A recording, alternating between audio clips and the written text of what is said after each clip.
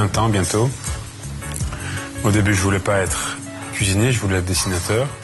Et j'ai commencé à faire l'école de pub.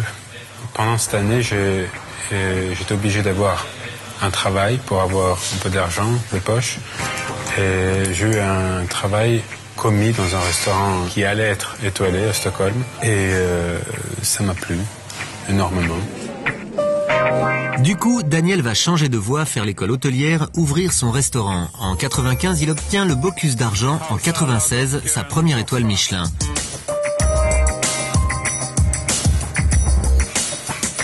Il est aujourd'hui le jeune chef montant de Stockholm, un chef innovant, perfectionniste, qui n'hésite pas à se rendre 2 fois par semaine chez son boucher pour superviser lui-même la découpe de ses viandes.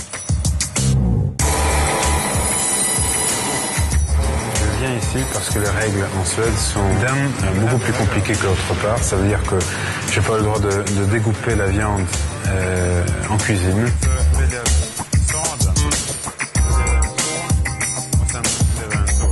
C'est pour ça que c'est plus facile pour moi de venir ici, parler avec les professionnels et ils préparent la viande exactement comme je veux la voir et après moi je fais la finaison en cuisine. Alors d'expliquer ce que c'est ma cuisine, c'est toujours une question très difficile à expliquer. C'est pas une cuisine classique, c'est pas une cuisine française, c'est pas une cuisine, je sais pas, japonaise. C'est une cuisine avec des influences du monde entier.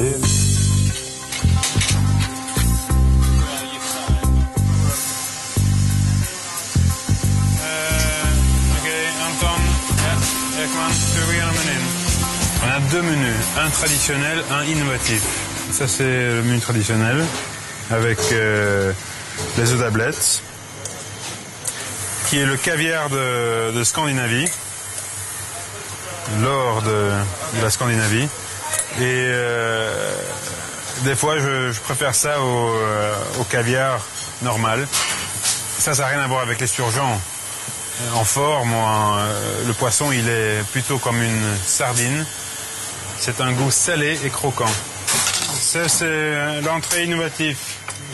Le pata negra avec le réglise et melon. Puis c'est un veau vitello tonato, veau et thon.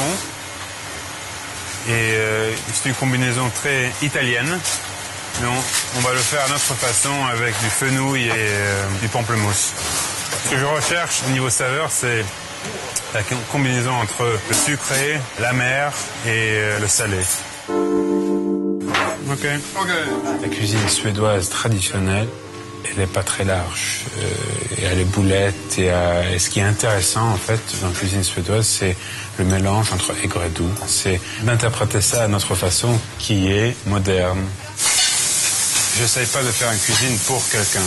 Je fais ma cuisine que j'essaye que les autres ils aiment. À force de faire des menus, de faire des plats, on a un tas de choses dans la tête, on a des combinaisons qui marchent ensemble.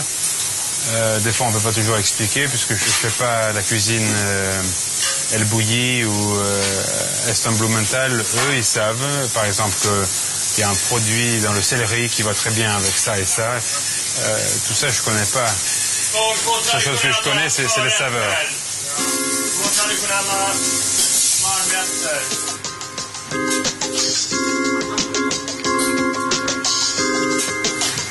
Ma cuisine, elle est raffinée, comme le restaurant. On a travaillé ici, dans ce restaurant, on a travaillé avec un architecte suédois qui n'est pas très suédois, je veux dire, dans sa façon de faire.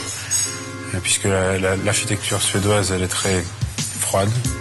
Et j'ai pas du tout envie de ressentir ça quand moi je suis dans un restaurant parce que je veux que ça soit une lumière chaude, relaxant. Et la cuisine, elle va avec. Et des fois ça explose dans la bouche et des fois c'est très équilibré. Et ma cuisine, dans ma cuisine, j'aime surprendre.